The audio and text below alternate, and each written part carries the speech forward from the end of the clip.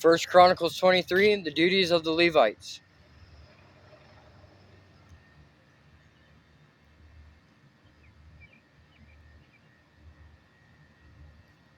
When David was an old man, he appointed his son Solomon to be king over Israel.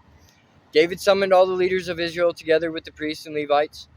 All the Levites who were 30 years old or older were counted, and the total came to 38,000.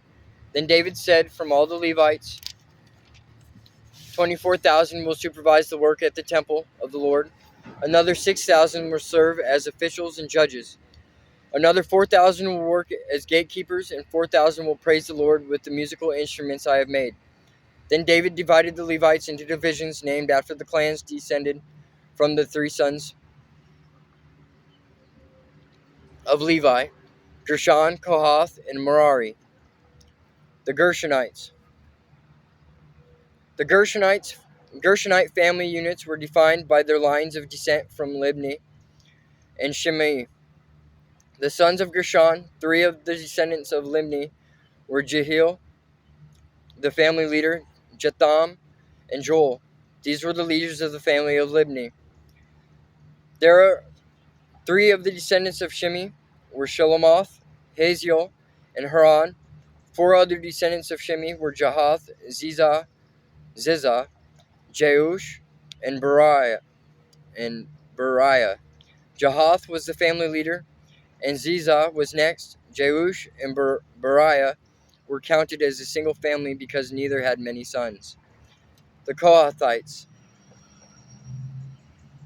Four of the descendants of Kohath were Amram, Izhar, Hebron, and Uziel.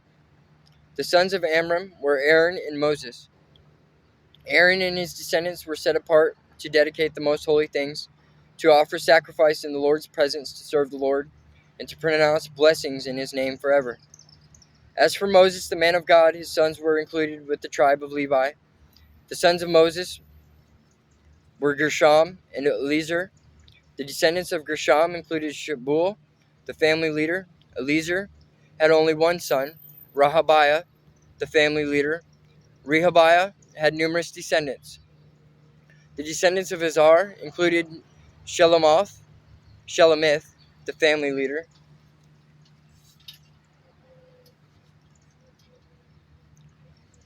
The descendants of Hebron included Jeriah, the family leader. Amariah, the second. Jehaziel, the third. And Jachmeam, the fourth. The descendants of Uziel included Micah, the family leader, and Ishiah, the second. The Merarites.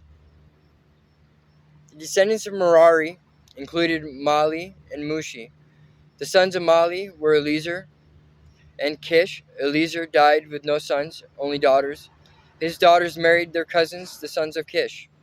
Three of the descendants of Mushi were Mali, Eder, and Jeremoth.